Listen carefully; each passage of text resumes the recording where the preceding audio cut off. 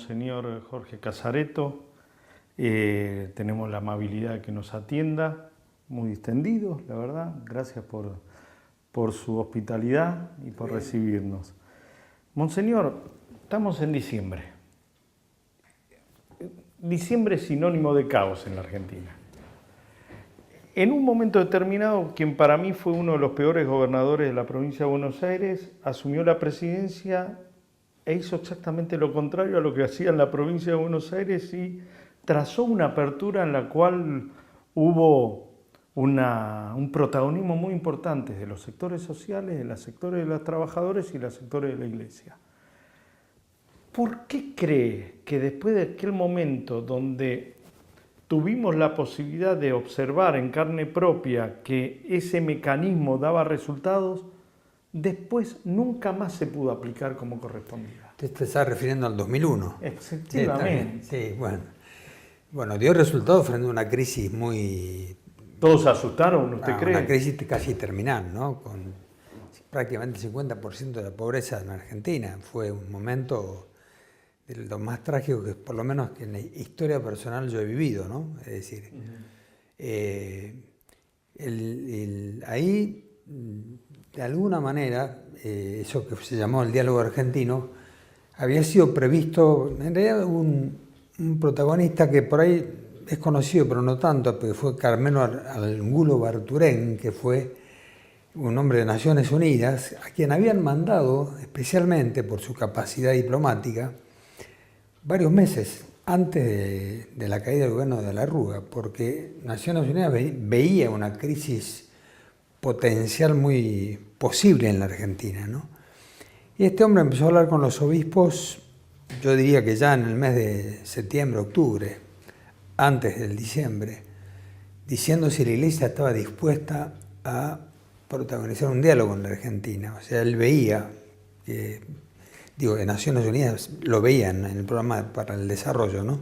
¿O ustedes eran los únicos habilitados para encaminar ese diálogo, rompiendo preconceptos de cada uno de los sectores, ¿no? Claro, lo que pasa es esto, por ahí está mal decirlo, pero es la verdad. Angulo Barturén nos contaba que él y ellos hicieron una especie de estudio de cuál era la institución más confiable en la Argentina en ese momento, era la Iglesia.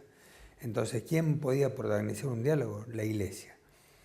Y él pidió la posibilidad de que la Iglesia convocara el diálogo, pero con bastante buen criterio. El que era presidente en ese momento, que era Carlich, Monseñor Carlich, dijo: la Iglesia no puede llamar a un diálogo si después no puede aplicar las consecuencias del diálogo, las resoluciones del diálogo. El diálogo tiene que llamar al gobierno.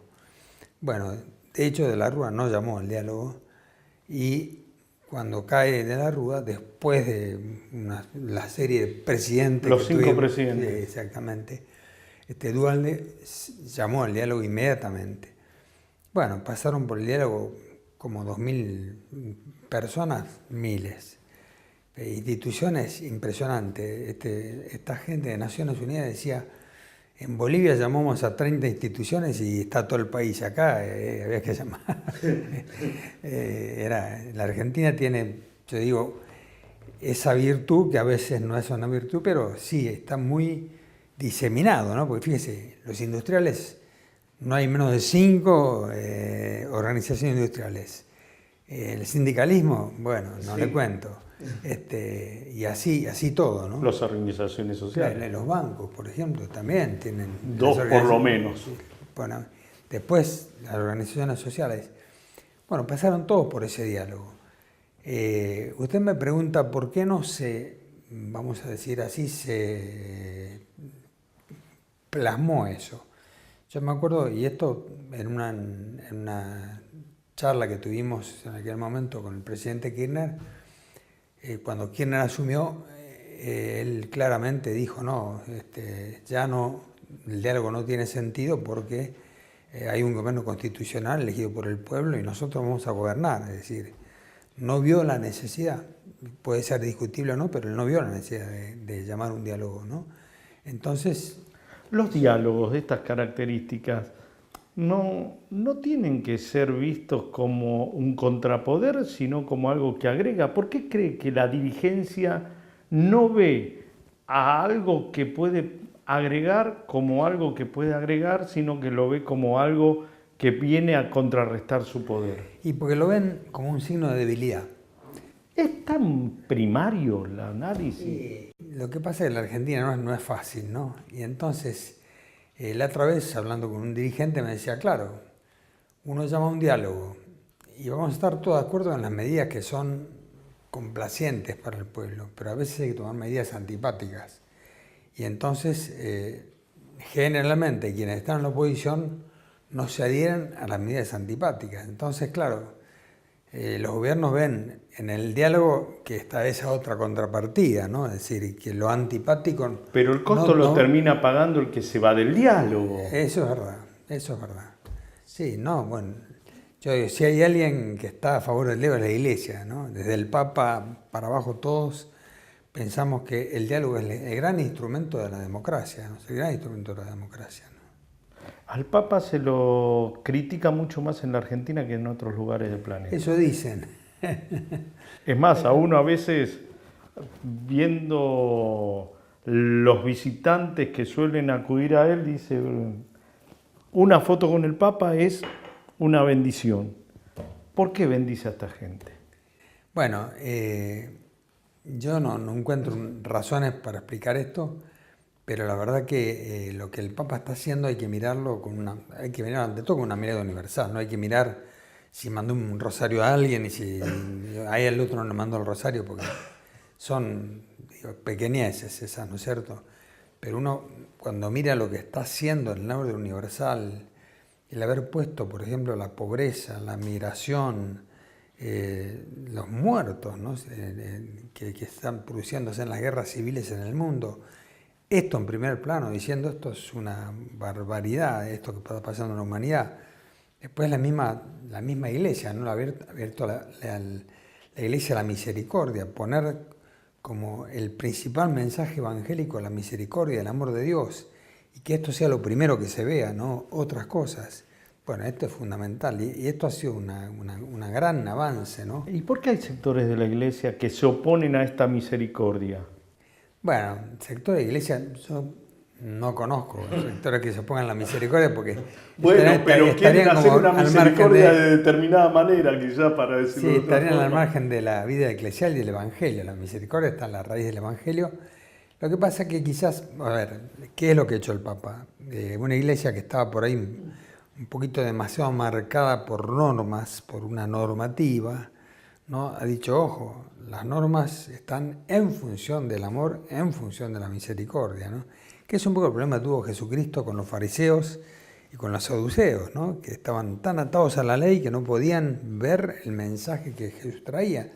Él curaba enfermos, realizaba milagros y no lo terminaban de creer, ¿no es cierto? Es una cosa que... Bueno, pero todo tiene que ver con las creencias, en definitiva, porque más allá de 1500 aspectos que en la sociedad uno percibe y se demuestran, después terminan siendo quizás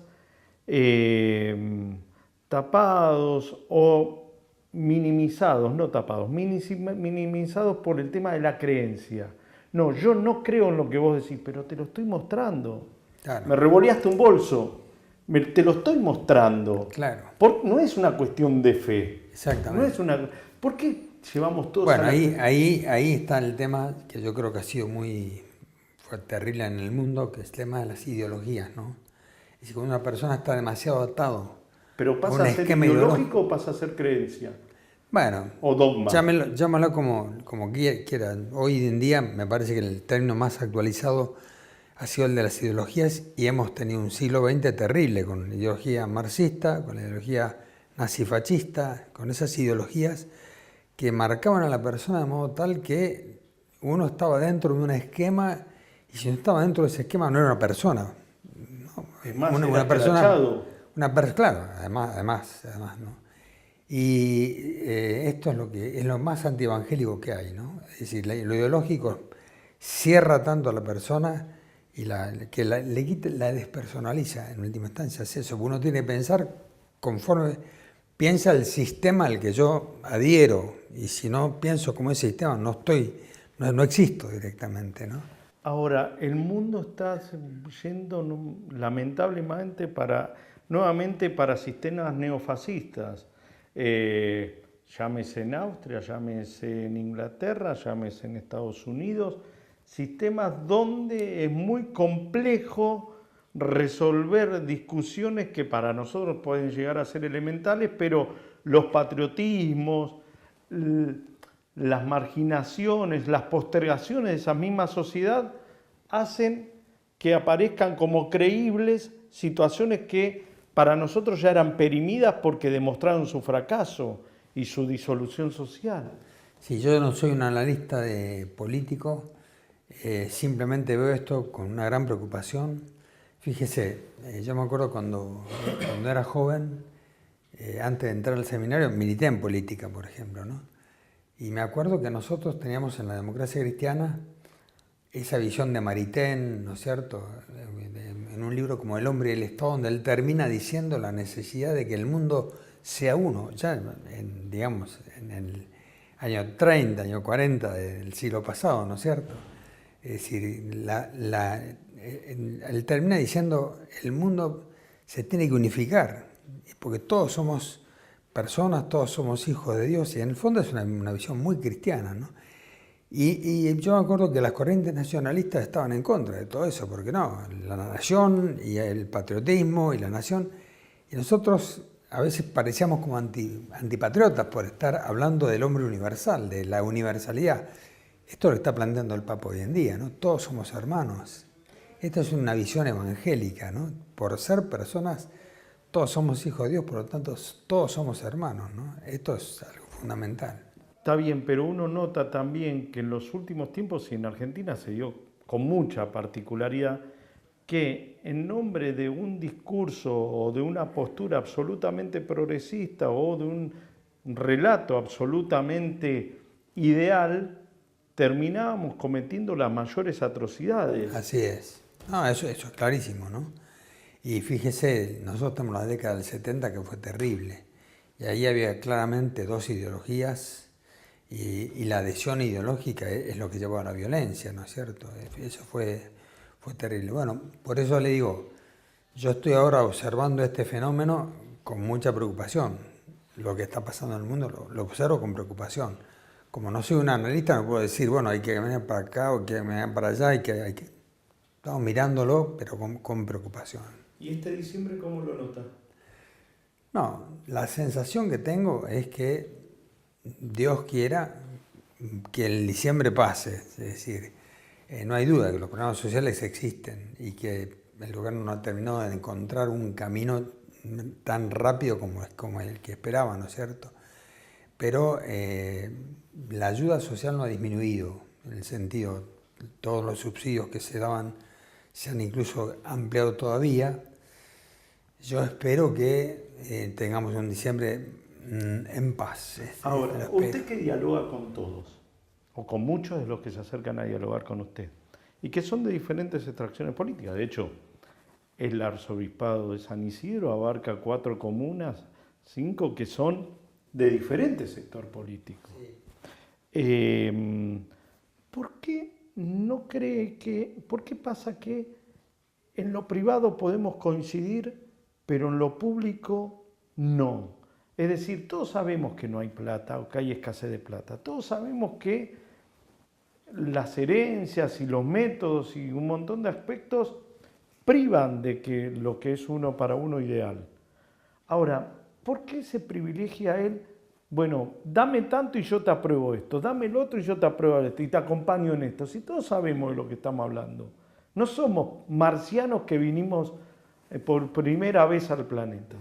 Bueno, yo creo que acá nos falta una gran dosis de saber renunciar, porque cuando uno habla de acuerdos, por ejemplo, en los diálogos, cuando uno habla de acuerdos, uno tiene que saber que para acordar a algo hay que renunciar.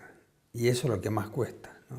Nadie quiere renunciar al espacio de poder que consolidó o que pudo obtener. Y esta es la gran dificultad de que el diálogo concluya en alguna solución concreta, ¿no es cierto? Yo creo que la falta de renuncia Que esto está en la raíz del Evangelio, ¿no? Es decir, fíjense, Jesucristo, el Hijo de Dios, y ahora vamos a hacer la Navidad, el Hijo de Dios se hizo hombre, lo cual ya es un abajamiento, venir de Dios a ser hombre, y no solamente eso, sino que termina muriendo en la cruz, es decir, el abajamiento total, la renuncia total a lo que podría ser como Dios.